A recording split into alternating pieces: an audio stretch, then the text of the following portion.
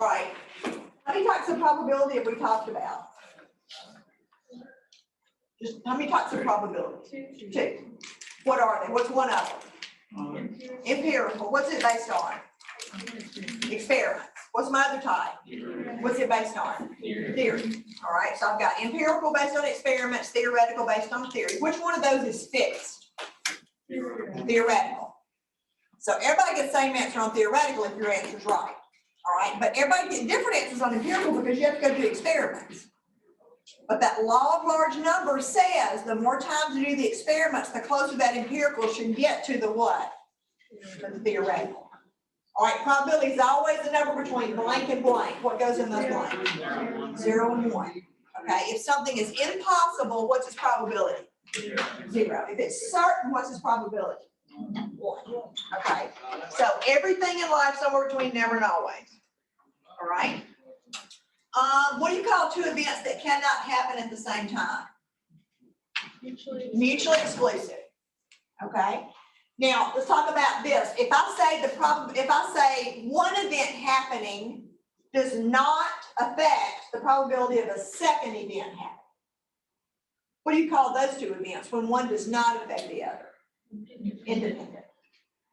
When one event does affect the other probability, what's that called? Dependent. Okay. Let's see. Now, what if I told you this?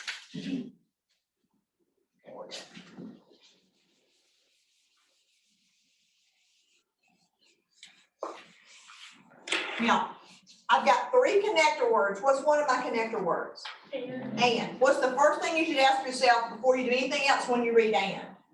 Is it possible? Because if the answer is no, what's your answer? 0. Okay? If it is possible, then you can grab the and formula off of your formula sheet, all right, which means you end up multiplying. But you've got to know whether you have with replacement or without replacement. All right, what's another connector word? Or, all right? Now, it looks like in your book there's 2 formulas, but there's really not. Because they make a big deal about is this form if they're independent and this other form if they're dependent. It's just if they're basically mutually exclusive, then you're subtracting a 0, but that's not going to hurt anything. Okay, what's your third one? What's your third connector word? Given that.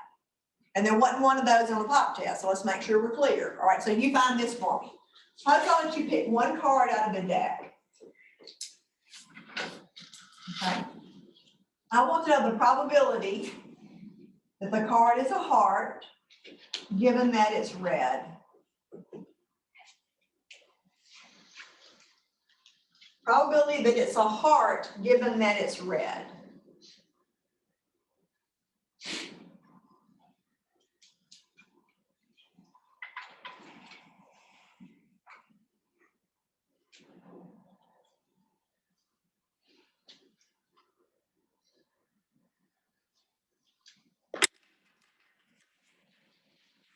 And then I want you the probability that it's red, given that it's a heart. And see if those are the same. So probably that it's a heart, given that it's red, and then probably that it's red, given that it's a heart.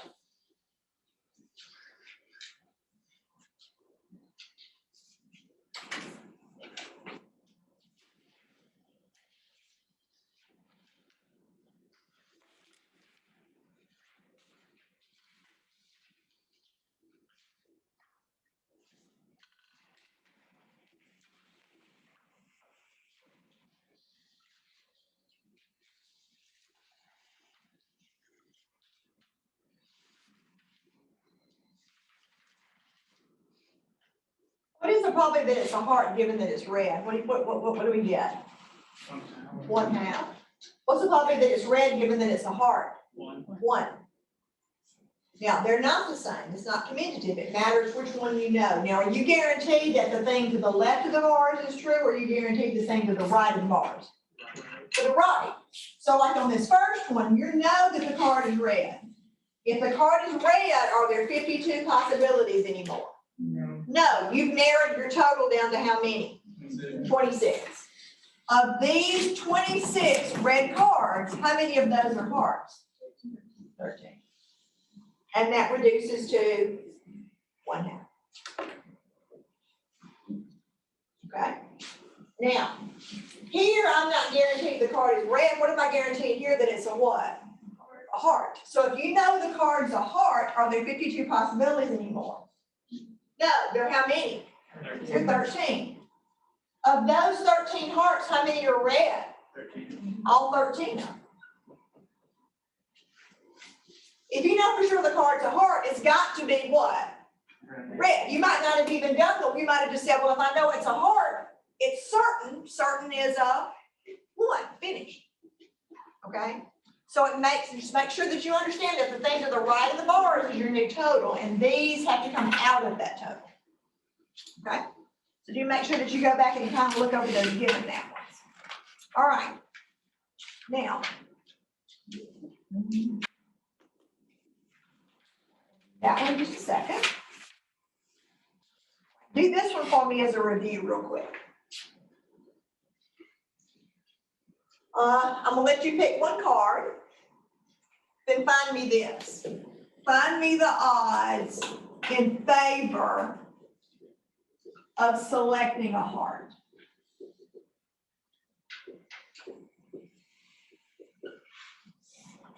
Find me the odds in favor of selecting a heart if you're picking one card.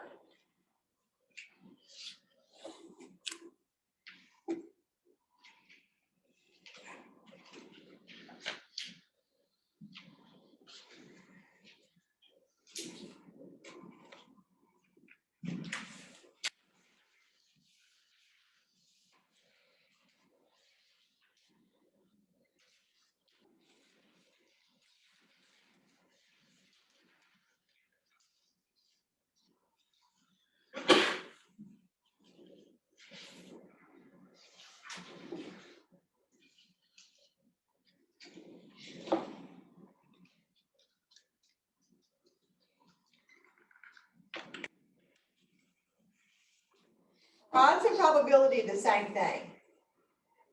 No. Do odds have to be between 0 and 1?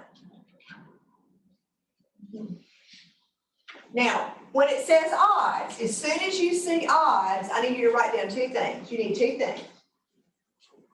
You need the probability that something will happen, and you need the probability that something will what? Not happen. Now this, I want the odds in favor of selecting a heart, so I need the probability that I will get a what? Get a heart, and then the chance I will not what? Get a heart. All right, what goes on the bottom on a probability? My what? Total. All right, so what's my total? 52. Of those, how many are these? How many are hearts? 13. Now, is that reduced or not reduced? Not reduced. So what will 13 or 52 reduce to? Because I'd rather work with smaller numbers if I can. What was it? 1/4. 1/4. So if the chance of getting a heart is 1/4, what's the chance you're not going to get a heart? All the rest, which is what? 3/4. In other words, it's 1 minus that. And you have to have a common denominator, so the smartest way of writing your 1 would be 4/4, not 3/3.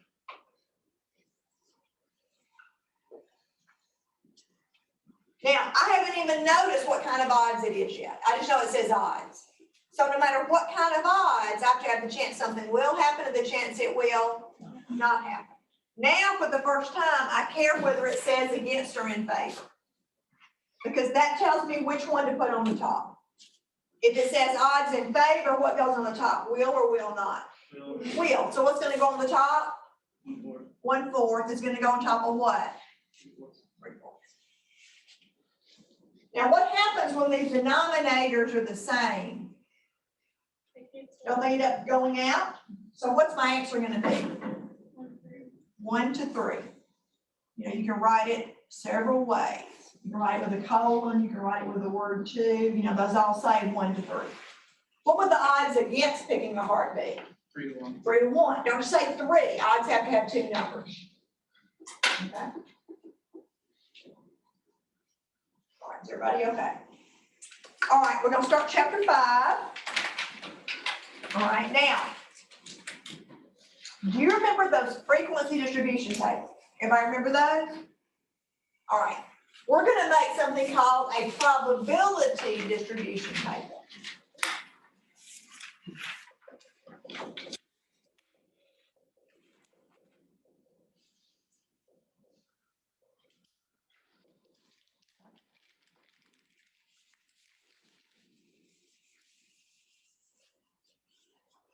Now, it's going to look similar to a frequency table. It's going to have 2 columns. Now, do you remember that on a frequency table, the left was what you got and the right was the number of times you got it? It's still going to be the same thing here. The left is going to be what you got. So the left is going to have an X on it probably. Something like number of kids or number on the die or what's on the coin, okay? So you're going to have X's here, but instead of this being the number of times you got it, it's going to be a probability. So this left column is your sample space. It's everything you can get. Now, in this chapter, they're going to have what they call discrete random variables versus continuous in chapter 6. Now, think about on test 1 about discrete versus continuous. Which one has gaps in it? Discrete. So this is for discrete. Like if I'm going to roll a die, there are only a few things I can get. I can actually list it out. What can I get when I roll a die? A 1, 2, 3, 4, 5, and a 6. Okay. Now, what's your chance of rolling a 1? 1 out of 6. What's your chance of rolling a 2? All these happen to be what? 1 out of 6. Now, I want you to understand that just happens to be the case on this table. It's not true necessarily on all tables.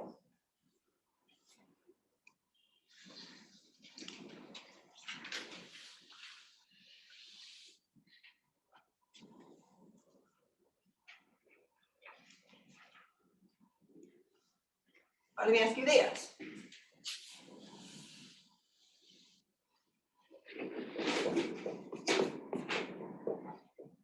Suppose you have, I ask you something like number of girls. Suppose you have kids. All right, suppose you end up with like 3 kids. How many girls might you have? 3. You might have 3. What else might you have? How many girls? 2. 2 or what? 1. 1 or what? 0. 0. Now, next week, I'll show you where I'm getting these numbers. All right? The chance they're all girls would be about a 0.125. The chance that there are exactly 2 girls would be 0.375. The chance there's 1 girl would be 0.375. The chance there's no girls would be 0.12. Now, I know how to do that, and next week you'll know how to do that. But for tonight, they're going to give you tables already made. And they're going to ask you a question. They're going to say, is this a probability distribution table? Well, there's some conditions in your book for a probability distribution table. So in your book, I want you to notice, let's see where they put them. They put them on page 187. Here's condition number 1. There's a numerical random variable X, not categorical. So here's what they're saying. Under the X columns, you have to have numbers. You can't have like heads, tails. Okay, they can't be words. So that's condition 1. They have to be numbers under the X column. Condition 2, in this right column probabilities. So what does it mean about every number in this second column? What's it got to be between what 2 numbers? 0 and what? 1. But then here's the third condition that you're going to have to check. When you add up these probabilities, add them up. 0.125, 0.375, 0.375, 0.1. Add all these up and tell me what you get. What'd you get? 1. What's 1/6 plus 1/6 plus 1/6 plus? When you add all those up, what do you get? So if you've really got a probability distribution table, the sum of those probabilities has to be 1.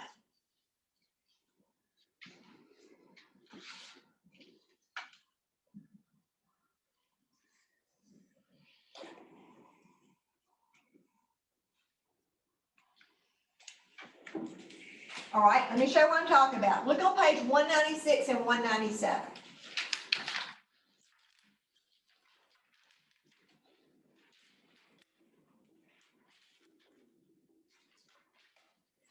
You see table, you see problem number 7? I see it?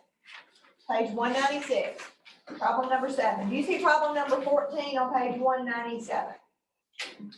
Both of those look like probability distribution tables, don't they? I want you to find out if they really are.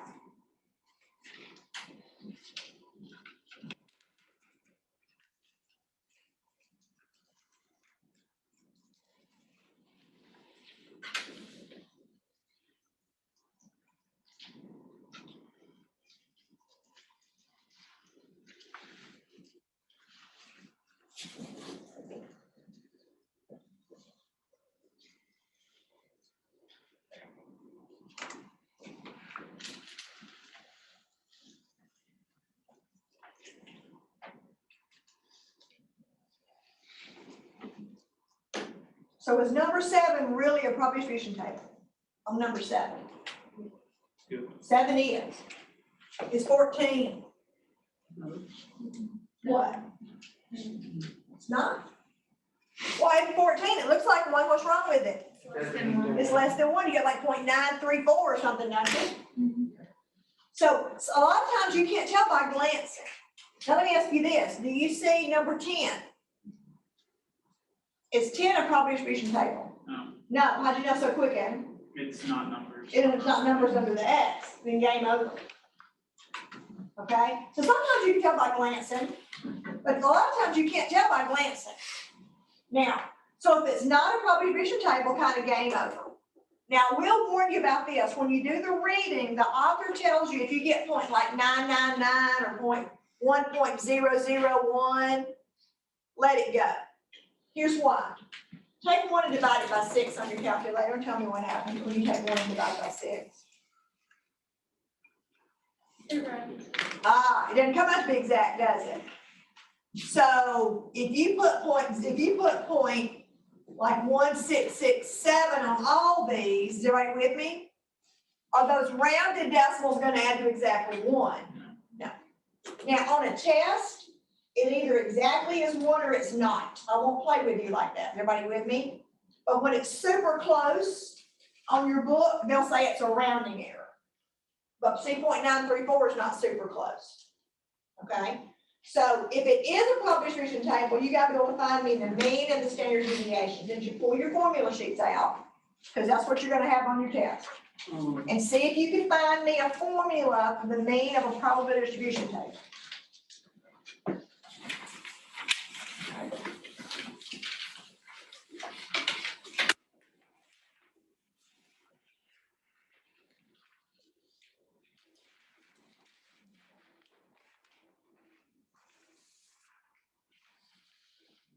What did you find?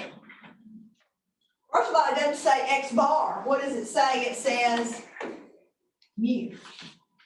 Now, what is that the symbol for? The mean of a what? Population. Isn't this everything you could get? Isn't that your sample space? So that's why it's mu and not X bar. So it doesn't say in parentheses probability distribution. It says sum of X times P of X. Now, I've got to follow my order of operations. All right? What does that symbol mean? Add. What's that dot mean? Multiply. Order of operations, do you add first or multiply first? You multiply. So I've got to come over here and I've got to take the X3 and I've got to multiply it by its probability, 125,000. And I've got to take the X2 and multiply it by its probability, 375,000. And I've got to take the 1 and multiply it by its probability. And then I got to take this one and multiply by that one. So does everybody understand what we're doing? You're saying every x times its probability. 3 times that number, 2 times that number, 1 times that number, 0 times that number. And then what are you going to do with all those answers according to that symbol? You're going to do what with them? Add them up. So go find me the mean of that table.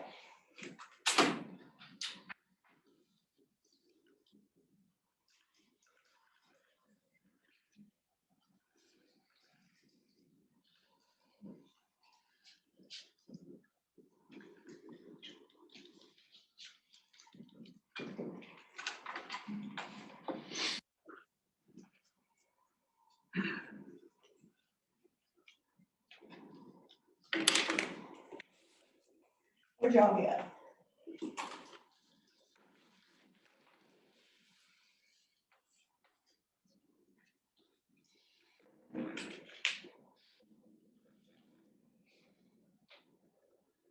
What'd y'all get for your answer?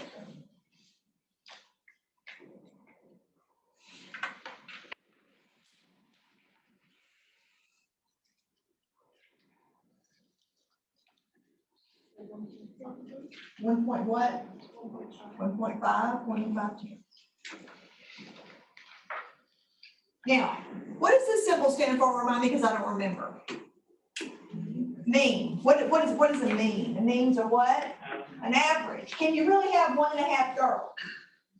No, that's an average.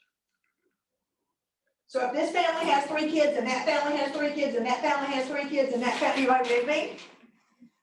The average number of girls, maybe this one has 2 girls, that one has none, that one has 2, that one has 3, that one has 1, that one has 3. When I average those up, this is the average.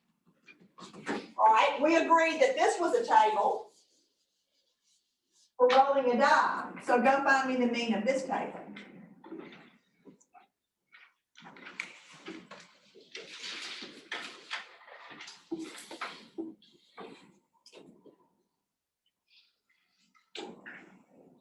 That's what you get when you roll a die. So find me the mean of that table.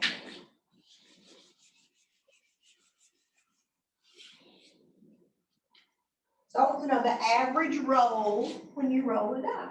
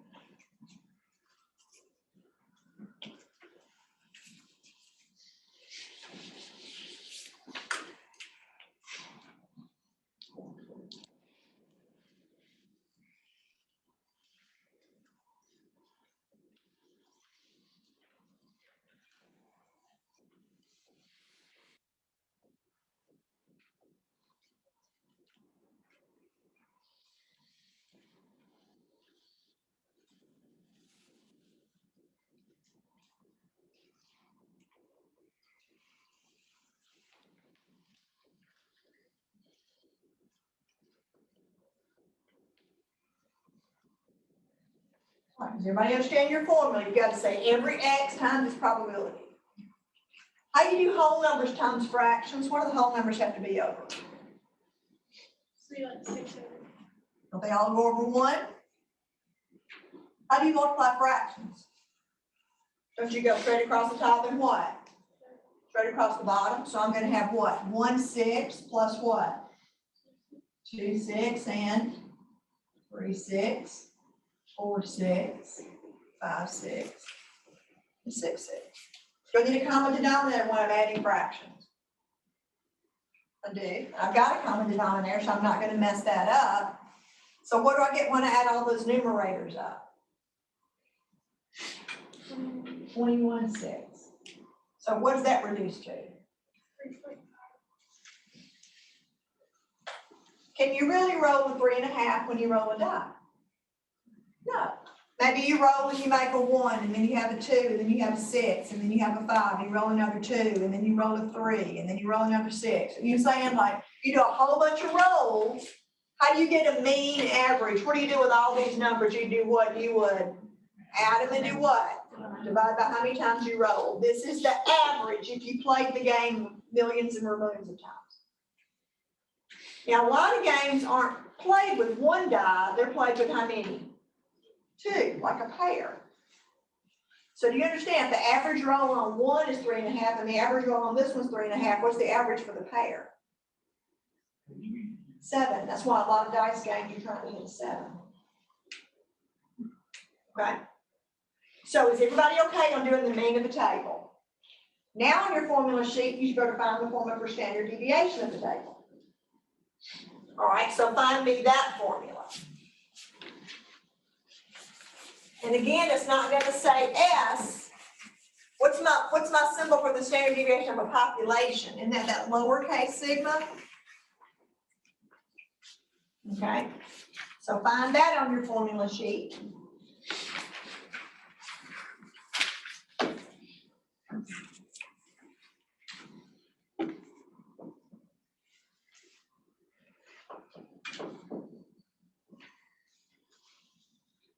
Because if you can't find it on your formula sheet, you're going to be stuck.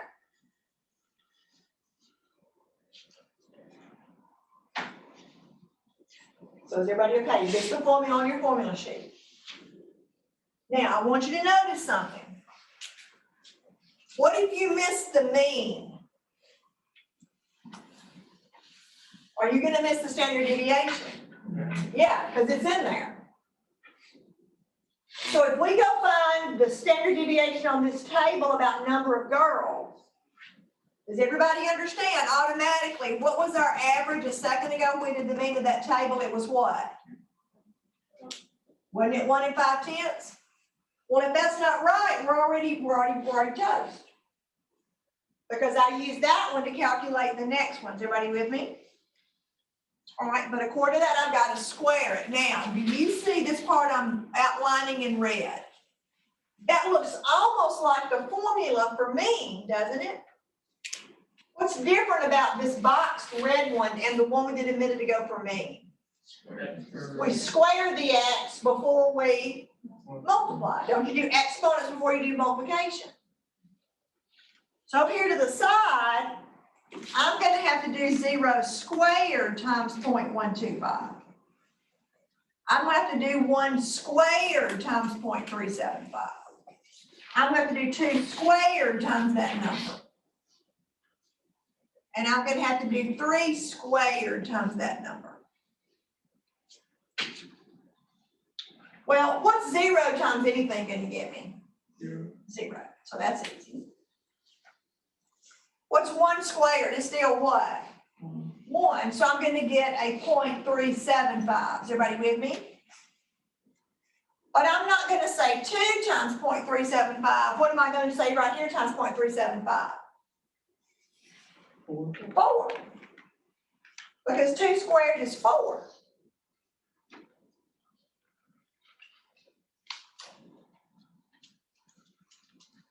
Did you get 1.5? And I'm not going to say 3 times 0.125. What am I going to say? I'm going to have to square 3, which gives me what? 9 times 0.125. Did you get 1.125? Is that what y'all got? So when I add all that up,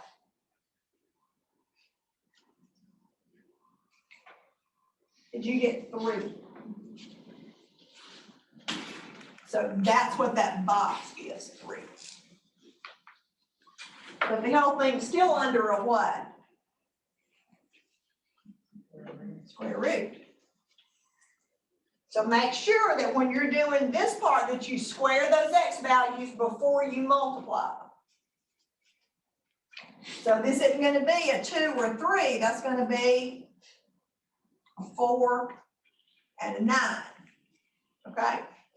Jared?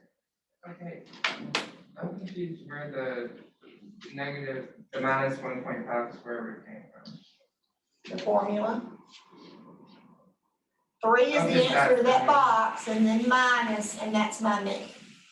Oh, okay, I thought that was the mid. So I'm just filling in the formula. Now, do I subtract first or square first? All right. So what's 1 5/10 times 1 5/10? 2.2. Isn't that 2.25? All right, what's 3 minus 2 25/100? 0.75. All right, but I've still got the 1 on top of that. Sure. Now take the square root.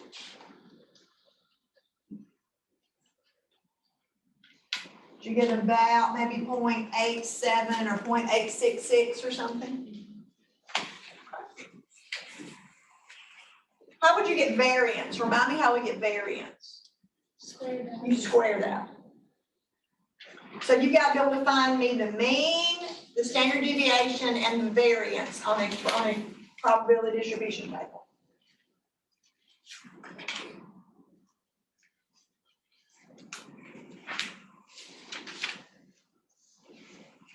Is everybody okay? Now, in your books, on page, let's see where they put it.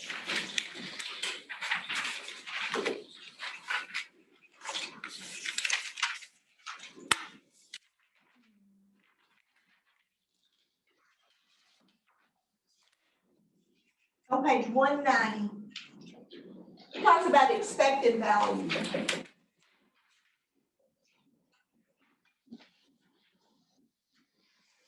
Expected values.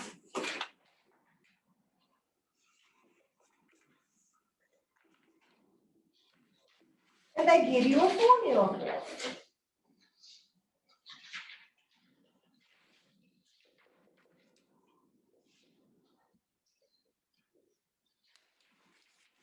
Well, that looks awfully familiar. We just used that formula a minute ago, didn't we? What's that the same thing as? The formula for the what? Mean of a what? Of a probability distribution table.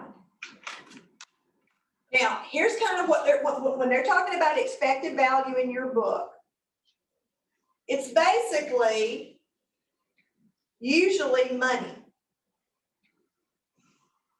It's what you can expect. Now, that's the same formula as this, right? So that's why on your formula sheet, it kind of has both of them kind of as one formula. Does that make sense? So here's what would happen. Let me kind of show you the way the problem might be worded, and then let me show you the easiest way to do it. Suppose we decide that we're going to buy one lottery ticket.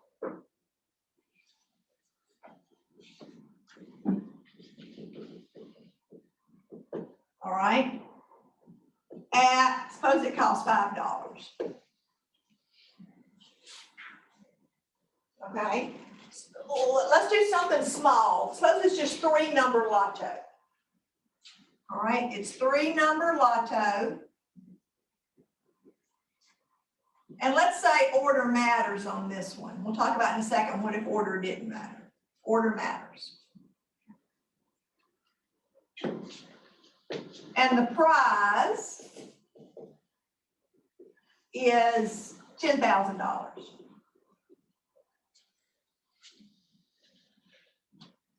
And I say, what's your expected value?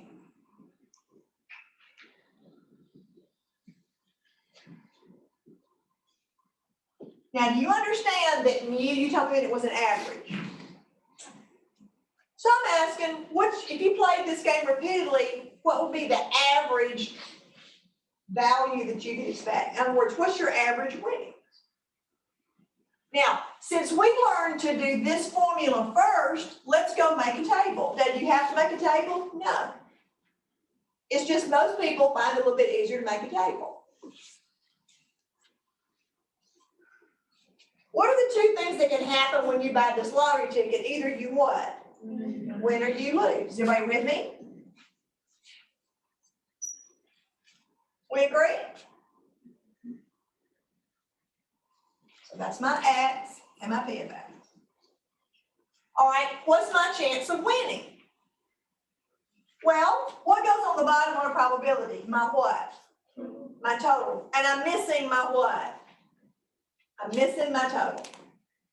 Okay? So that's why the last section taught us to find the total. Now, I'm doing 3-number latte. Now, did I say order matters or order doesn't matter? I said what? It matters. All right? So if order matters, I can't use combinations. Everybody with me? And in most lotteries, they let you pick the same number more than once. So I'm going to use the counting principle. So if I do 0 to 99, because it's, two-digit numbers, how many choices would I have for my first number? 100. What about this one? 100. What about that one? 100. Now what's the counting principle say I do with those numbers? I multiply them. So how many different arrangements would there be? How many different numbers, so to speak? How many zeros? 6. 1,000,000. So what's my chance of winning? 1 out of a what? Million. We agree? So what's my chance of losing? All the rest, 1 minus that, right? So that's going to be 999,999 out of what? 1,000,000. Now, why is this not a probability table yet? Because I got words. Okay, then I got to go back and take the words out. All right? Money-wise, what happens if I win? Am I $10,000 richer? Yes. Right. Why? In taxes. Well, that, but I mean, You get your money back. I paid what? $5 to play the game. So I'm really not $10,000 profit. I'm only what? 9,900 what? $95 profit. That's how much richer I am at the end of this game if I really win. Now, what happens money-wise if I lose? -5. I've lost $5. Now I got a probability table. What? Well, yes, I do. So I can do my expected value just like I did my mean. I'm going to sum x times what? P of x. So I'm going to say 9,995 times 1 over 1,000,000. Plus, I'm going to have a -5 times 999,999 over 1,000,000.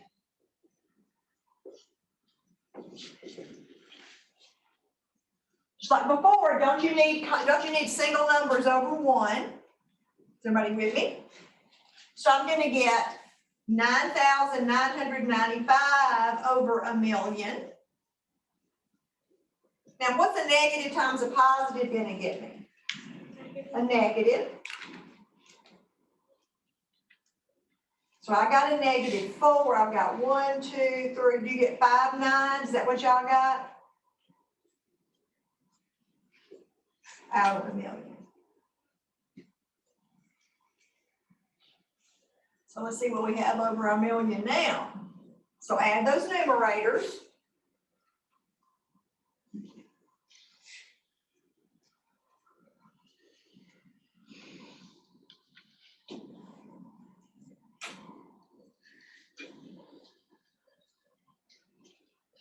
And then a negative divided by positive is going to be another what? Negative, isn't it?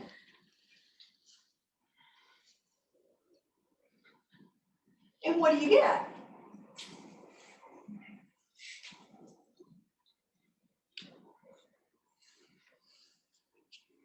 Don't you get a -4.99?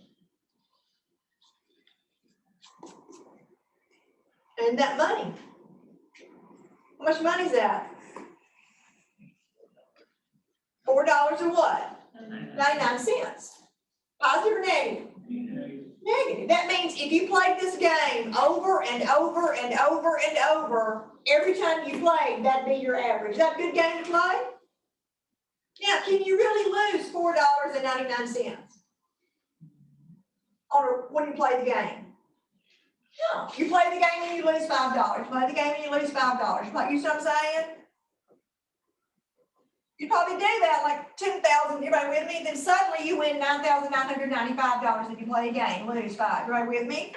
So do you understand that this is an average? This is not a good game to be playing because you're gonna lose about $4.99 on average when you play this game. When you say a game is fair, what do you mean when you say a game is fair? People change rules. You win about as often as you what? You lose. So what would the expected value be on a fair game? 0. 0. Because you would win as often as you what? You lost. If it's a positive number, it's not fair, it's to your advantage. If it's a negative number, it's not fair, it's to what? Their advantage. An expected value on a fair game would be 0 because you would win about as often as you lost. Can casinos be fair? No. What would their expected value be? Higher than yours. If the expected value is 0, can a casino have an expected value of 0? No, it's a business. You can't operate if your expected value is what? 0. They never claim to be fair. They cannot be fair. They cannot stay in business if they are fair. Where's your homework going to be?